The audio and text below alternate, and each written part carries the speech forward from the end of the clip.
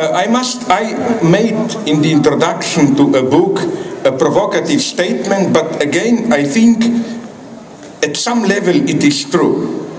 With all my irony, I put it that degenerate intellectuals like Antonioni, Rossellini, and so on, but that if we look from a more global perspective, there are three great contributions of Italian cinema dopo la seconda guerra mondiale to the Storia Universale. It's first spaghetti western, second quelle commedie sessuali degli anni Laura Antonelli, etc. And the third, I love them, how do you call them? Peplum, Ercole contro Macista, and so on and so on. And I really mean it. You find there incredible hidden pearls. For example, look at Sergio Leone. I still think that, you know that, later he moved to Western, but he started with the Peplum, no? Il Colosso di Rhodos. And I think still, I saw it recently, it's a very good film. There is something very obscene in that great statue and so on. So, or take sexual comedies. I forgot the name of the director, but there is a wonderful film which tells us precisely, as an ideological analysis, a lot about how for us godimento, enjoyment, is a superego injunction. Far bene, far l'amore, something like... It's a sex comedy about how some years ahead we run out of energy.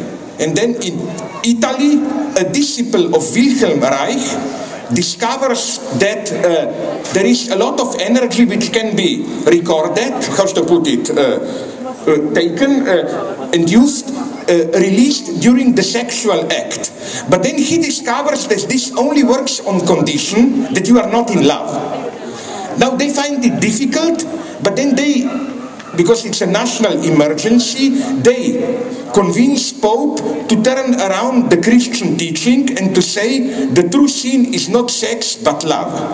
Then you have wonderful scenes in the film where a husband goes to confession and says, listen, I've sinned, I love my wife, and the priest says, horrible, how can you repent, and so on. And then married couples have a duty once, twice a week to gather in a big hall with, like, public fornicatorio, I don't know how, with 200 beds. They have to copulate, and then it's wonderful Stalinist scene. You have a kind of a central worker, controller, who shouts, you, second bed to the left, move a little bit faster, and so on. And I think there is a deep truth in it. For us, sex is more and more something like this. Loveless sex is the norm, and so on. You learn absolutely a lot from it.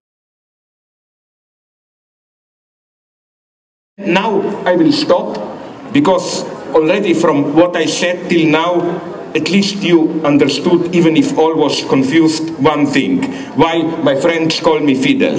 You know, like Fidel Castro comes to say something for 10 minutes and it's 7 hours, no, usually.